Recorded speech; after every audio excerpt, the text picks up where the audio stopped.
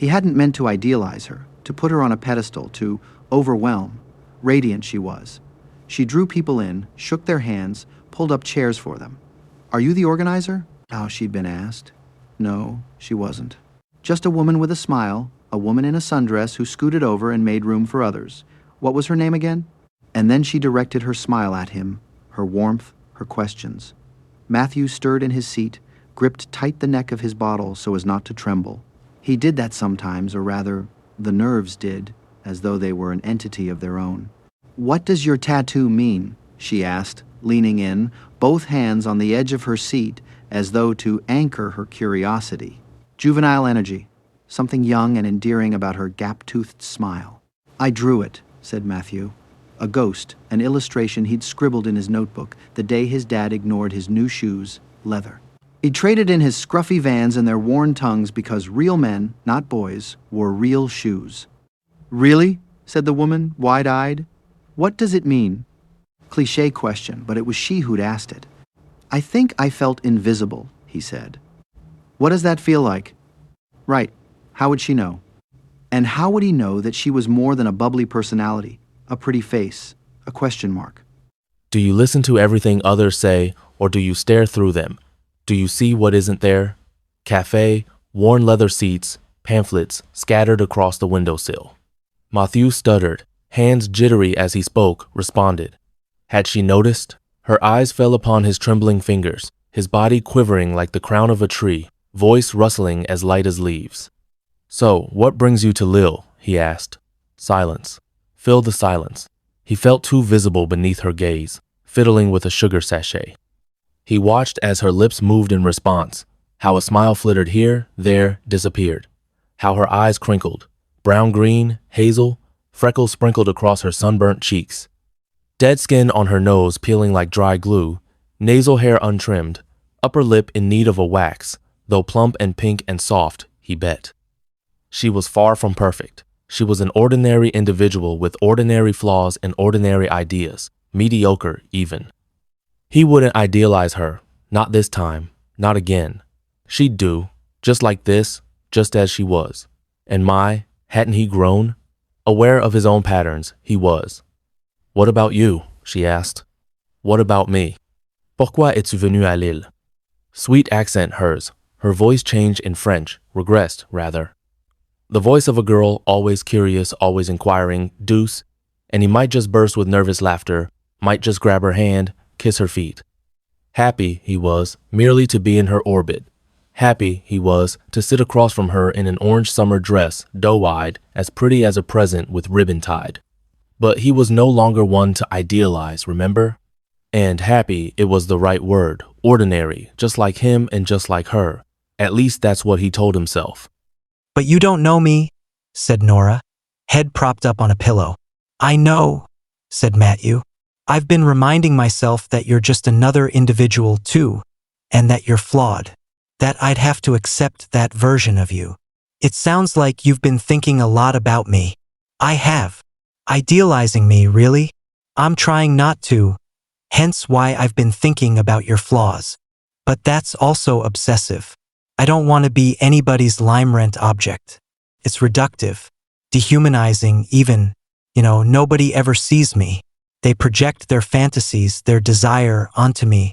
And that guy from the language exchange, for example, Laurent, he's already grabbed my waist multiple times, even though I flinched and pulled away. Can't just be.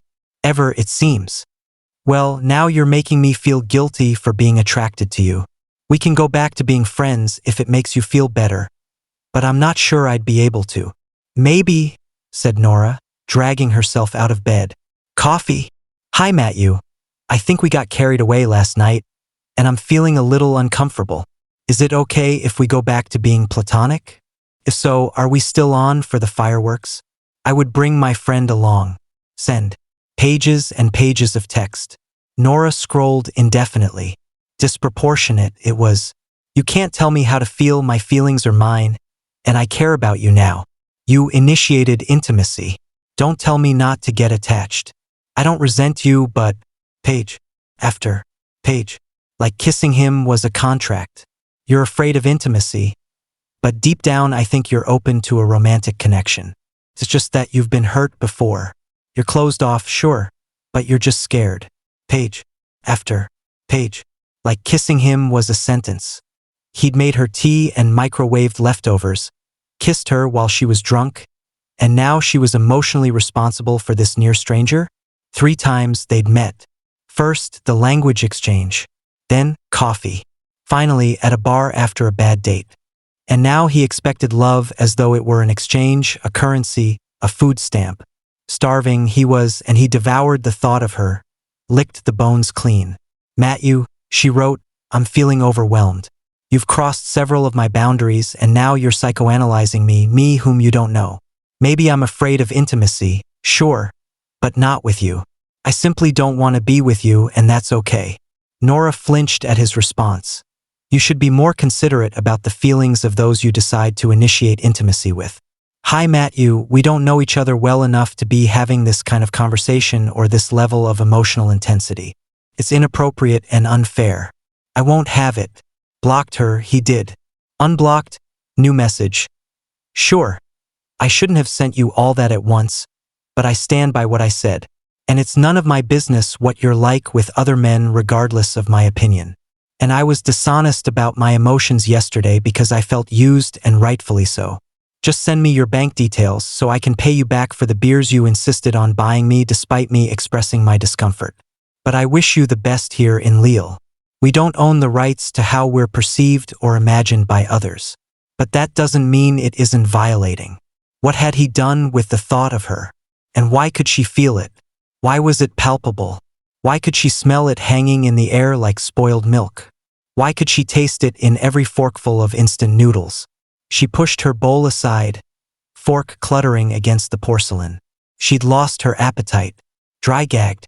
Everything tasted, sounded, smelled of him taking liberties with the idea of her, pulling her apart and reassembling her like a Mrs. Potato Head, all the while unaware that he was doing it, that he'd reduced her to a plaything and stuck ears where they didn't belong, chose his favorite set of eyes, removed the mouth.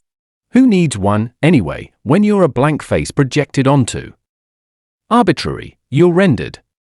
But you have just enough of an identity, of individuality, to serve as the screen, to personify all their desires and projections, and for them to think it's not their imagination but you.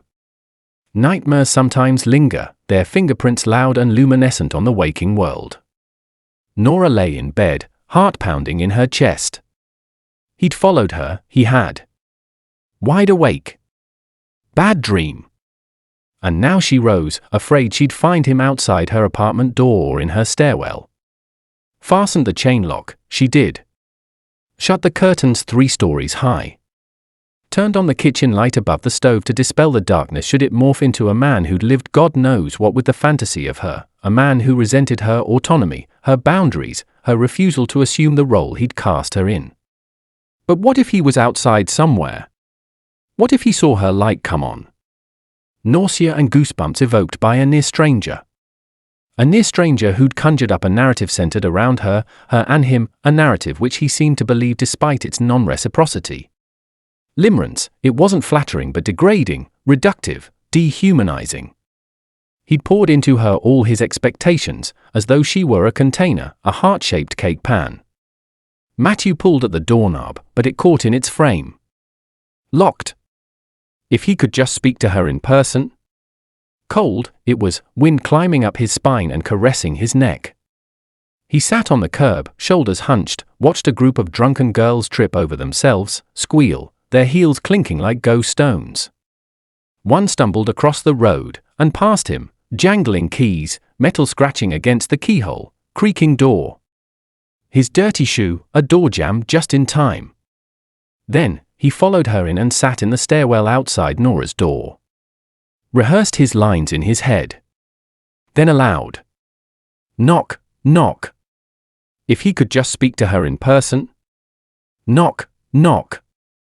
Knock, knock.